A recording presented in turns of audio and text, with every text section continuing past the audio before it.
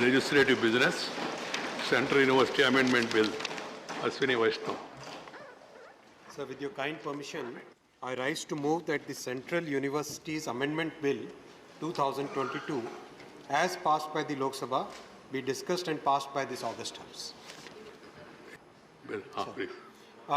जिस तरह से माननीय प्रधानमंत्री श्री नरेंद्र मोदी जी ने देश में एक नया विजन दिया है इंफ्रास्ट्रक्चर सेक्टर को डेवलप करने के लिए और एक गति शक्ति का एक नया फ्रेमवर्क, नया एक मिशन दिया है, उसमें बहुत सारे सेक्टर्स जैसे railway, highway, metro, airport, waterways, इन सब के विकास की एक नई एक तरीके से नए इंडिया का निर्माण हो रहा है और इन सब के विकास से एक सामान्य मानवीय के जीवन में भी क्वालिटेटिव चेंज आता है।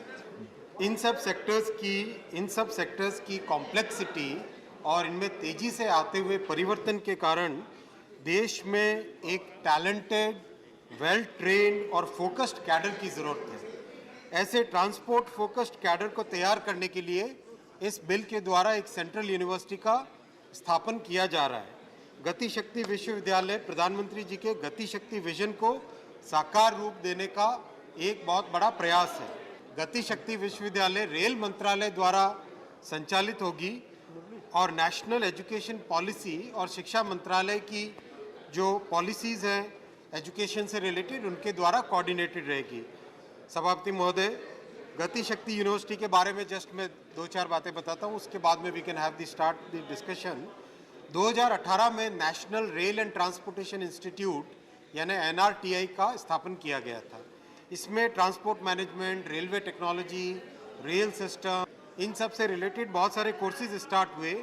BBA, BTech, MBA, इन सब कोर्सेज को आरंभ किया गया। कुल 725 स्टूडेंट्स इसमें अब तक एडमिशन ले चुके हैं। पहला बैच भी ग्रेजुएट हुआ और बहुत अच्छे रिजल्ट हैं, सबको अच्छे प्लेसमेंट्स भी मिले हैं।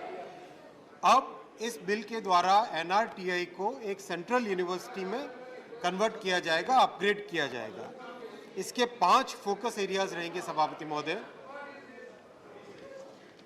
पहला, ट्रांसपोर्ट फोकस्ड कोर्सेज। दूसरा, अप्लाइड रिसर्च जैसे bridges, tunnels, material science, artificial intelligence for operational efficiency, new energy जैसे हाइड्रोजन का कैसे इस्तेमाल हो, इन सब कोर्सेज पे फोकस किया जाएगा। तीसरा, स्किल डेवलपमेंट।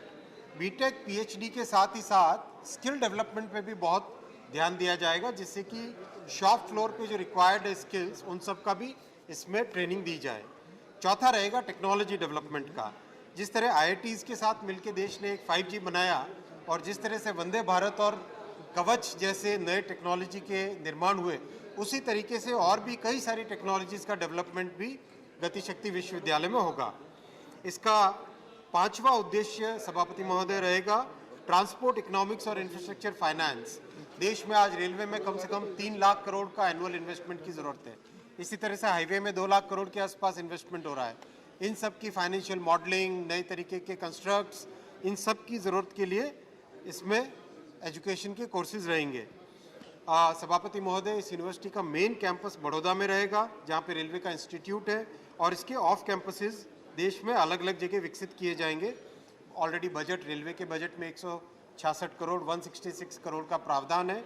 मेरा निवेदन है सदन से कि इस बिल पर अपने मूल्यवान सजेशन दें और इसको आज पारित करें। धन्यवाद। Motion moved.